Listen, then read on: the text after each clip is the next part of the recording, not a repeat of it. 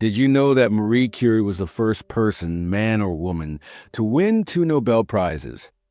Not only that, but she did it in 2 different sciences.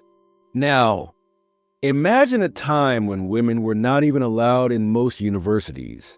How did a young girl from Poland, with no money and no support, change the world of science forever? Welcome to this video, where we will dive into the incredible life of Marie Curie. This is not just a history lesson. This is a story of struggle, passion, and the power of never giving up.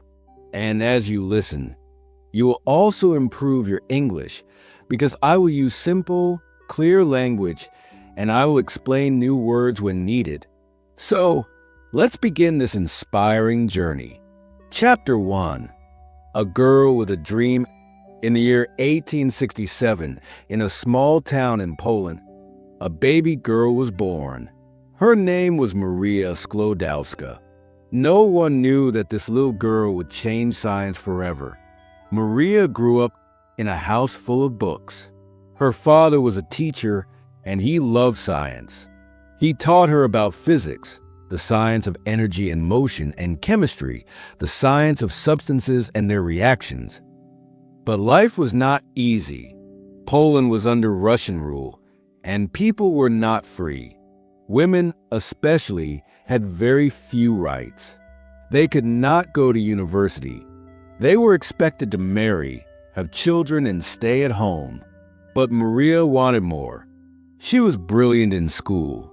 She won medals for her studies, but when she finished high school, she had no place to go. There was no university for women in Poland. Still, Maria did not give up. She and her sister Bronislawa made a secret plan. Bronislawa would go to Paris to study medicine. Maria would stay in Poland and work as a tutor private teacher to earn money.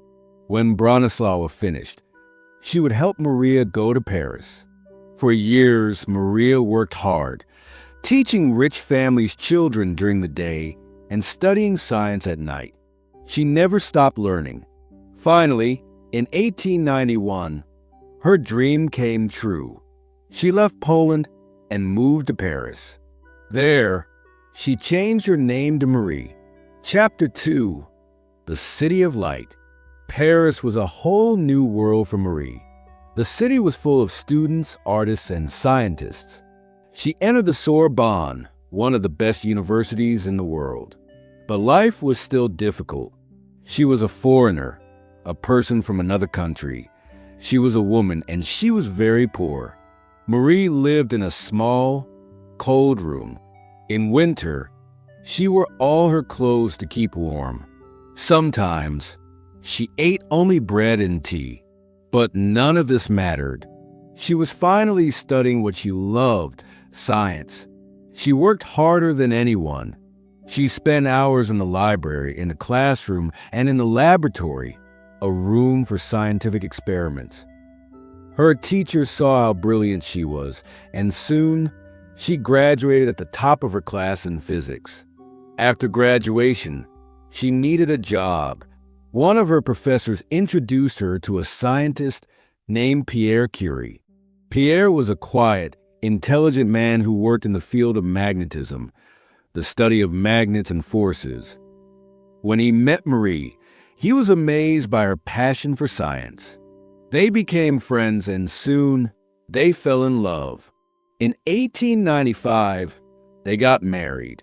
Unlike most men of his time, Pierre believed in Marie's talent. He did not see her as just a wife. He saw her as a scientist. Together, they started working on a new and exciting project: radioactivity, the release of energy from certain substances. Chapter 3. A dangerous discovery. At the time, scientists knew that some elements, basic substances that make up everything in the world, gave off mysterious energy. Marie wanted to understand why. She began studying a mineral, a type of rock called pitchblende. She discovered that it gave off much more energy than expected. This meant that there must be a new, unknown element inside it. For years, Marie and Pierre worked in a small, dusty laboratory. They crushed tons of pitchblende, boiled it, and studied its remains. It was exhausting work. The air was filled with strange glowing dust. Marie often felt weak, but she did not stop. Finally, in 1898, they discovered two new elements: polonium, named after Poland, Marie's homeland, and radium. Their discovery was groundbreaking, completely new and important. Scientists had never seen anything like it before. But the Curie's work was far from over. Marie wanted to measure the power of radioactivity. She invented a special unit of measurement, which later helped in medical research. In 1903, her hard work was recognized. Marie and Pierre, along with another scientist, Henri Becquerel, won the Nobel Prize in physics. She was the first woman to win a Nobel Prize. But success came at a cost. The years of working with radioactive materials, substances that release energy, had weakened their health. Pierre often felt sick, and in 1906, a terrible accident happened. While crossing the street, he was hit by a horse-drawn carriage and died instantly. Marie was devastated, completely heartbroken. She had lost her husband, her best friend, and her partner in science. But she did not give up. Instead, she took Pierre's place as a professor at the Sorbonne, becoming the first woman to hold such a position. She continued their research and made even greater discoveries. Chapter 4: A Legacy That Changed the World. Marie Curie was not done yet.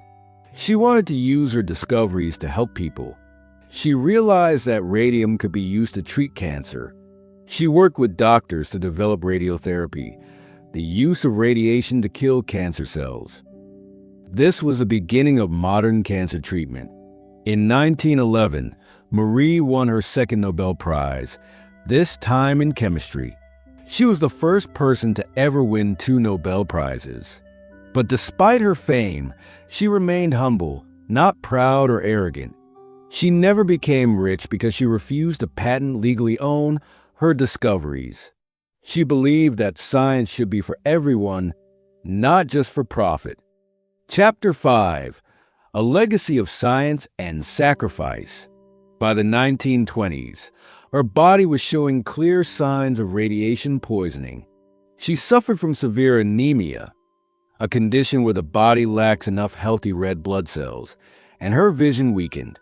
In 1934, at the age of 66, Marie Curie passed away from complications caused by radiation exposure.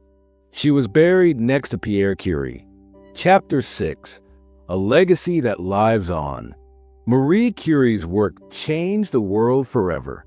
Her discoveries led to the development of X-rays, cancer treatments, and advancements in nuclear energy. Today, hospitals and research centers around the world use radiation therapy to treat cancer, a method that began with her studies. Her daughter, Irene Curie, followed in her footsteps and also won a Nobel Prize for her research in chemistry. The Radium Institute, which Marie founded, continues to be a leading center for scientific discoveries. But perhaps the greatest lesson we can learn from Marie Curie is her unstoppable determination. Conclusion: what we learn from Marie Curie. Marie Curie's story is not just about science. It is about resilience, the ability to keep going despite difficulties. She teaches us that success does not come easily, but if we are willing to fight for our dreams, we can achieve great things. So, what is your dream? Whatever it is, remember Marie Curie's words: nothing in life is to be feared. It is only to be understood. Now is the time to understand more, so that we may fear less. I would recommend that you rewatch the whole video, as this story contains some complex terms, and doing so will help you understand them better. If you found this story inspiring, don't forget to like, share, and subscribe for more amazing stories. Keep learning, keep growing, and never stop chasing your dreams.